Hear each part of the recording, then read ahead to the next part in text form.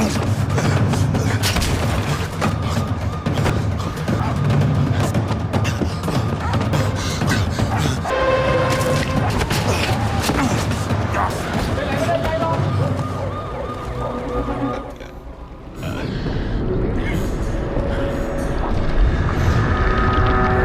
have a good news for you. I will keep you alive if you give me your allegiance. The fuck are you, man? Choose now. Seriously, man. Okay. Why?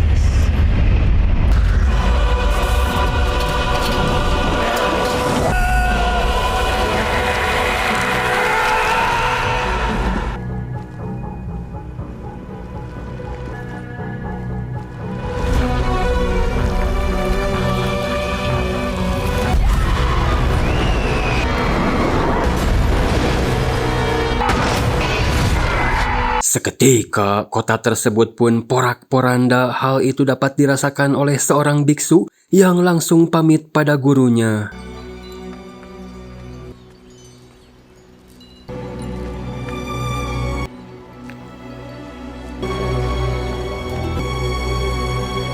Lantas, apakah cenah yang sebenarnya telah terjadi? Inilah Dukun Santet. Mungkin ini udah saatnya.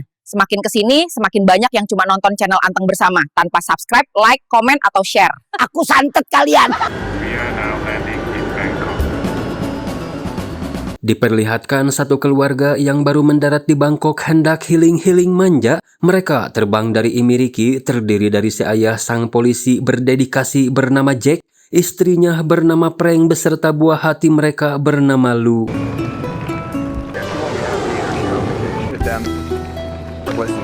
If we just...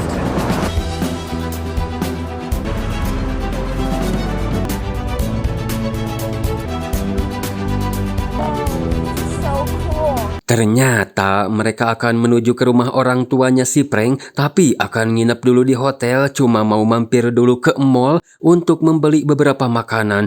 Namun saat mereka ngobrolin supaya Bang Jaka fokus liburan, karena dia tadi sempat melibatkan pekerjaan, tidak mau membuat istrinya kecewa, Bang Jaka pun melakukan sentuhan manjanya, tapi yang terjadi si Lu malah menghilang.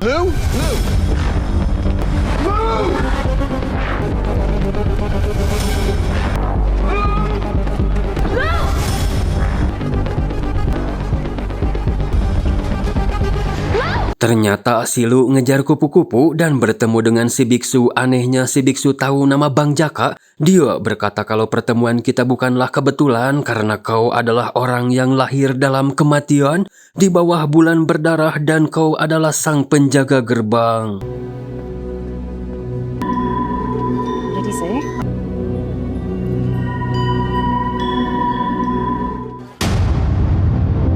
Tiba-tiba muncul si orang di scene awal tadi, dia bernama Mac, secara membabi bagong menembakin semua orang di sana.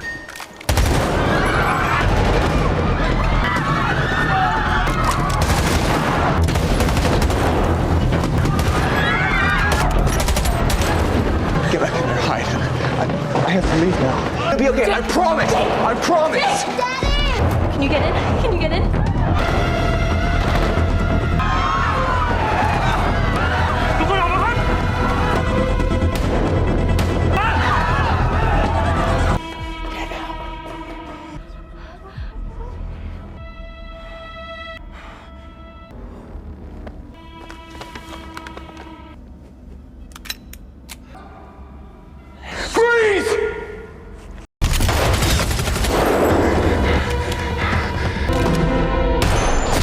Berhasil dilumpuhkan Bang Jaka, tapi si Mac malah berterima kasih. Dia juga mengatakan ritualnya telah selesai dan si Mac ternyata telah diberitahu oleh masternya kalau sang penjaga akan datang ke sini. Membuat Bang Jaka heran kenapa orang-orang di sini memanggilnya sang penjaga, tapi eta yang terjadi.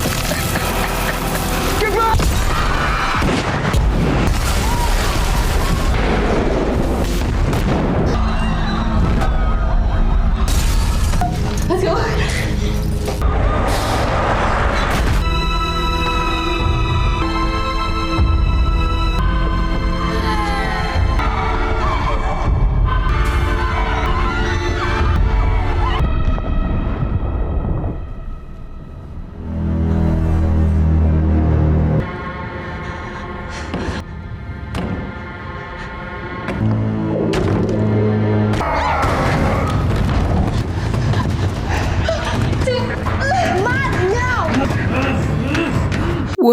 tiba-tiba semua orang mendadak rabies. Si Prank yang tadi ngumpet harus berjibaku sendirian menyelamatkan anaknya dari para rabiester. Terlihat orang-orang saling membunuh satu sama lain, benar-benar kacau. Lantas mereka pun ngumpet di Alfamart.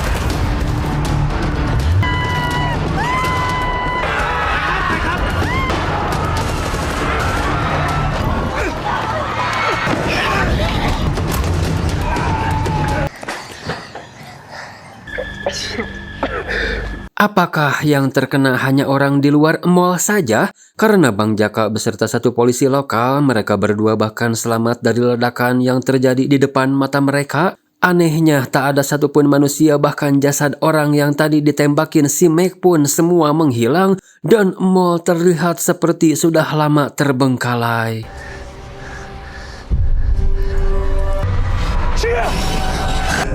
Listen.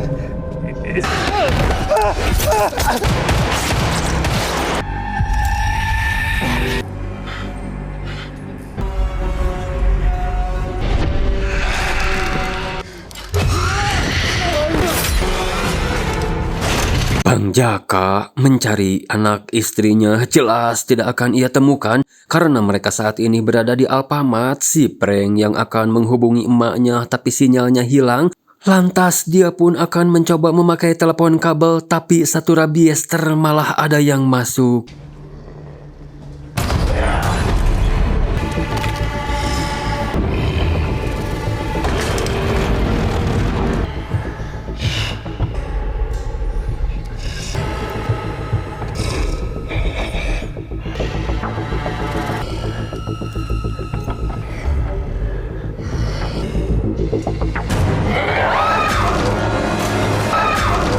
Dirasa sudah tidak aman lagi, si Prank pun membawa anaknya keluar, bermaksud mau pergi ke hotel dengan harapan Bang Jaka akan mencarinya ke sana. Namun situasi benar-benar di luar kendali, untungnya mereka dipanggil oleh orang normal yang berada di dalam bis.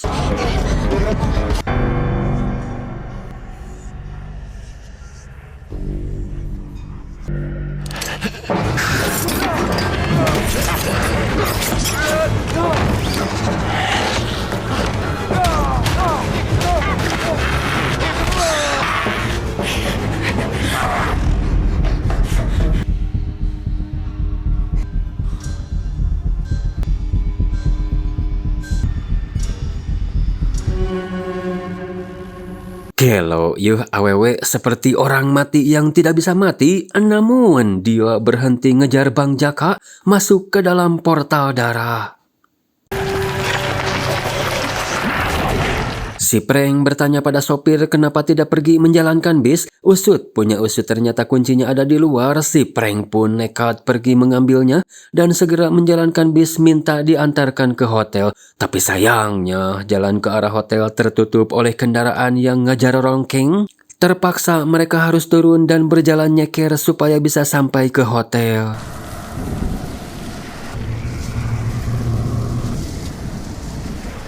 Benar firasat si Prank Bang Jaka yang akan pergi ke hotel. Dia pun menuju Pool Budiman namun terlihat sepi. Dan yang terjadi... What the hell?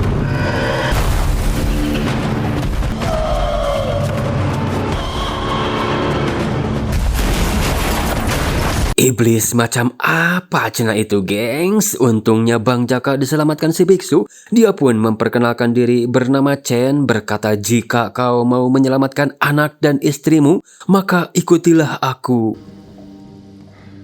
Bang Jaka dibawa ke kamar si Chen, katanya ini adalah tempat teraman. Menjawab semua kebingungan Bang Jaka, ternyata Bang Jaka lah yang telah menyelesaikan ritual darah dengan cara membunuh si Meg. Sang master tahu kau akan datang ke mall itu, makanya nyuruh si Meg selaku asistennya melakukan pembantaian di sana, mengorbankan dirinya untuk memicu sang penjaga supaya membunuhnya. Di saat itulah ritual selesai. Gerbang neraka pun terbuka, membebaskan setan neraka berkeliaran di bumi untuk mengumpulkan jiwa-jiwa yang lemah. Faktanya Bang Jaka telah meninggal akibat ledakan dan itu masih bagian dari ritual.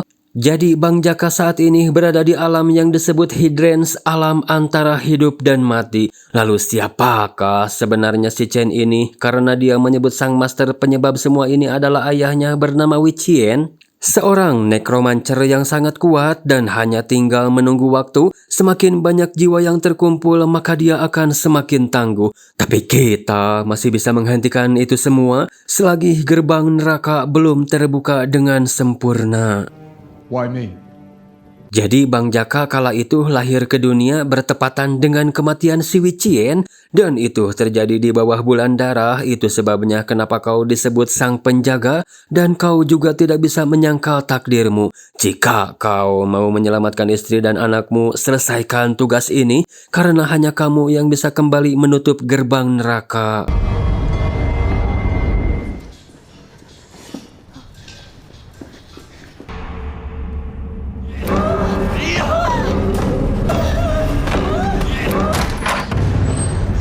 Apakah mereka akan aman berada di sana? Kembali ke alam Hydrance, hal pertama yang harus mereka lakukan adalah mencari si Meg, karena dia yang akan menuntun kita pada masternya alias si Wicien. Si Chen pun sedikit bercerita awal mula ayahnya jadi setengah iblis. Kala itu, si ayah terobsesi oleh kekuasaan dan nekat mencuri kitab suci gurunya, kitab tentang tutorial cara mendapatkan keabadian dengan cara menyerap energi jiwa.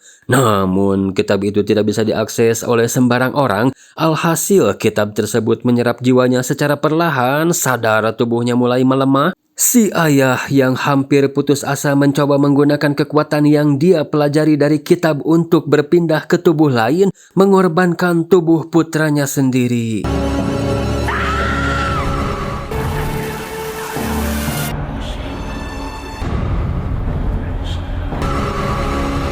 Beruntung ibunya si Chen tepat waktu, seketika si Wicien pun lenyap dari muka bumi. Kegagalan dia berpindah tubuh itu meninggalkan bekas pada si Chen. Dia jadi tahu tentang kitab suci keabadian, juga bisa menggunakan ilmu penyerapan energi jiwa. Jake! Jake! Jake!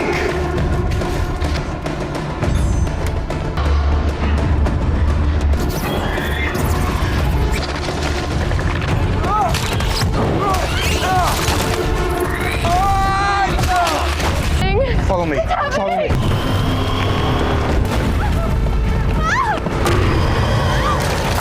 Bang Jaka gagal menyelamatkan si AWW, jadi si tangkurak ini adalah sosok sang pemanggil. Tugasnya mengirim jiwa tersesat ke neraka.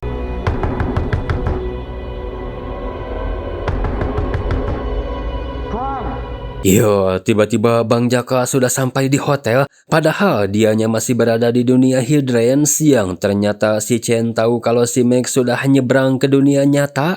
Jadi si Chen ini bisa merasakan tapi tidak tahu posisinya. Namun hanya ada satu tujuan jika dunia nyata yang dia tuju, yaitu istri dan anakmu. Jadi kita harus cepat pergi menuju portal. Come on, Jake.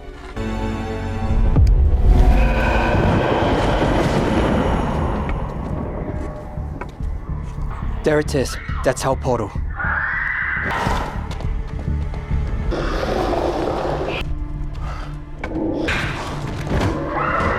What now?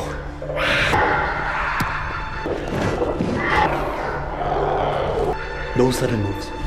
We are close. The portal is up there.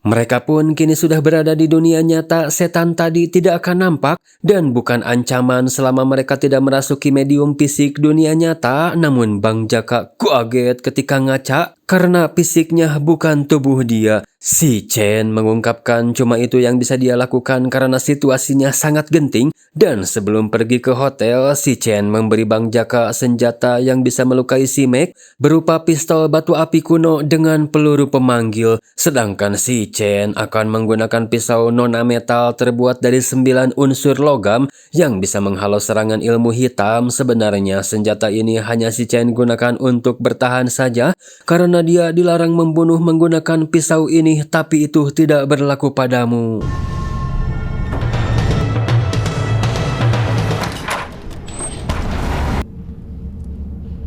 Tidak salah kamar karena memang mereka sepertinya sudah dibawa oleh si Meg. Namun tiba-tiba terdengar suara teriakan Silu. Ternyata mereka masih berada di area hotel.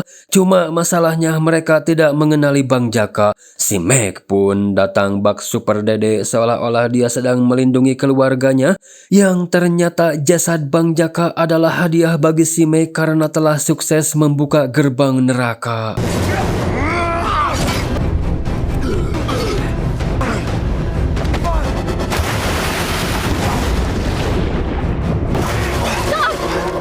Di tengah gugulungan, si Prank tiba-tiba menodongkan pistol batu, namun dia malah jadi bingung karena keduanya mengaku Bang Jaka. Sebenarnya Silu bisa merasakan yang mana ayahnya, tapi tidak dengan si Prank, dia justru malah nembak Bang Jaka. Seketika Bang Jaka pun dipanggil, sepertinya kembali ke dunia Hydrange. Silu sekali lagi meyakinkan mamahnya kalau pria yang menyerupai si ayah itu bukanlah si ayah, tapi si Prank malah merasa kalau Silu telah terpengaruhi. Portal darah pun seketika terbuka. You'll be alright. Kan bener, tapi untung katanya pisau Nona bisa menghalau si pemanggil. Si Chen juga kini sudah tahu di mana lokasi gerbang neraka dari secari kertas sepertinya milik si Meg yang terjatuh. Si Chen tidak asing dengan tulisannya, jadi kita harus segera bergegas. Sepertinya anak dan istrimu akan dibawa ke sana. You're the only one with the power to close the gates of hell.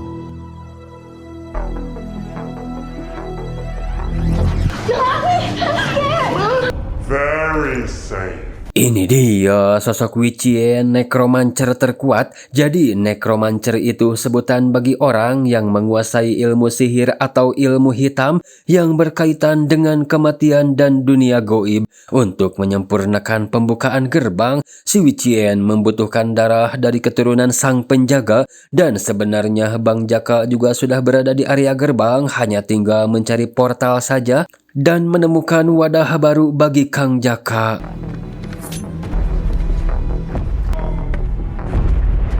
Are you ready, Jake?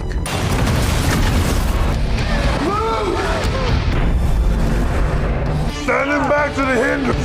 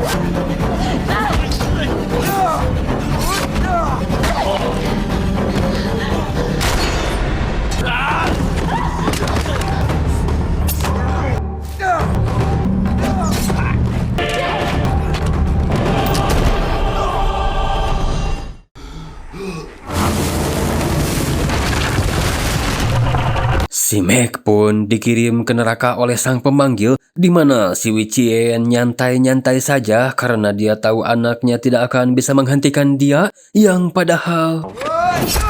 Wah, katanya gerbang neraka baru bisa ditutup kalau Bang Jaka masuk ke dalam. Si Wichien pun lenyap setelah terkena pisau Nona, dan si Chen juga baru tahu kalau cara menutupnya harus seperti itu dan tidak ada pilihan lain bagi Bang Jaka selain pergi ke neraka. I'm afraid we don't have much time.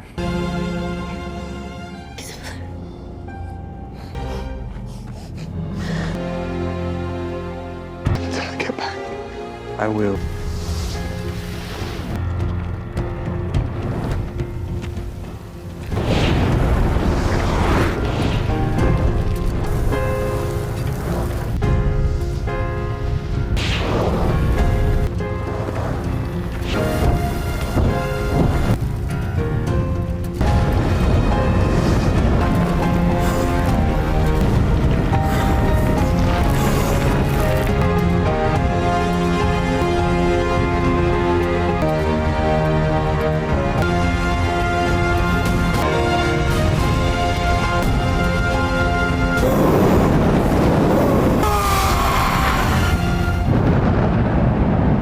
Film pun diakhiri dengan kemunculan seorang awewe yang membuka portal api.